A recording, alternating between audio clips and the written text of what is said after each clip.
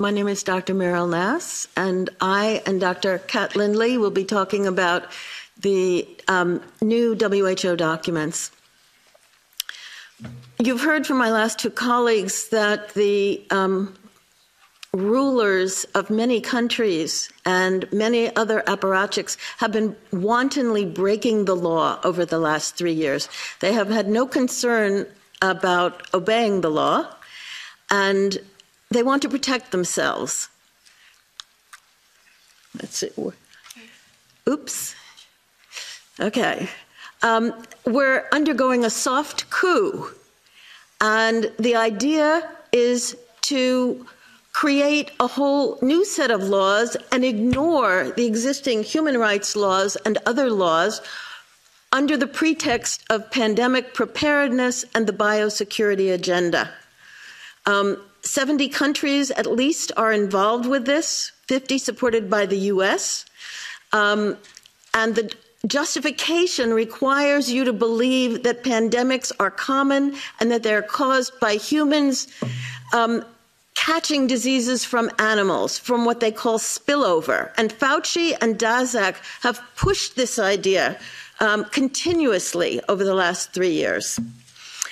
Two examples. This is one Tony Fauci said in the journal Cell. In a human-dominated world in which our human activities represent aggressive, damaging, and unbalanced interactions with nature, we will increasingly provoke new disease emergences.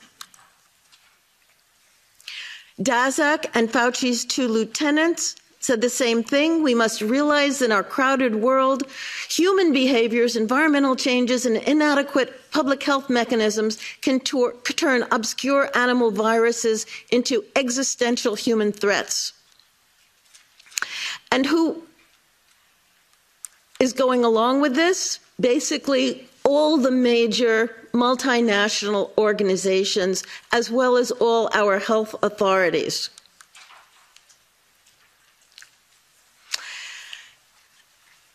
The WHO is developing through all its nations, but with the WHO Directorate in the United States in charge, a pandemic treaty and amendments to the existing international health regulations that will remove the human rights protections currently embedded in the IHRs, will enforce surveillance, censorship, get rid of freedom of speech, require governments to censor and only push a single narrative.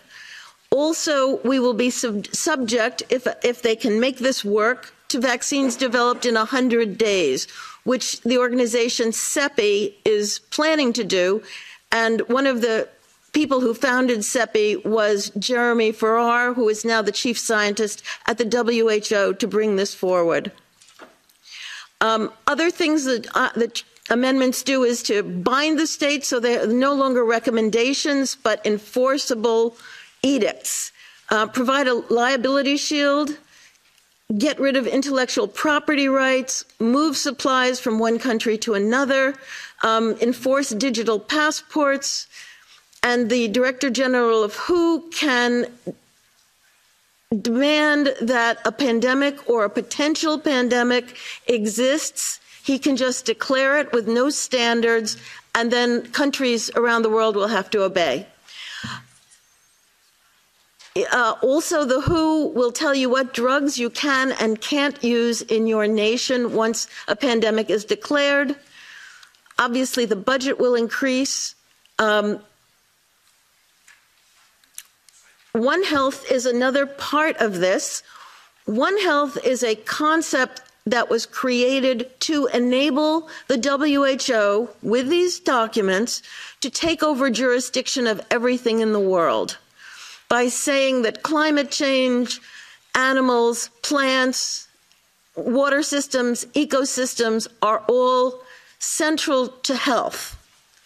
Also embedded in this concept is a peculiar notion that humans are no longer of greater value than animals. And I've got the quote there from the Lancet in January.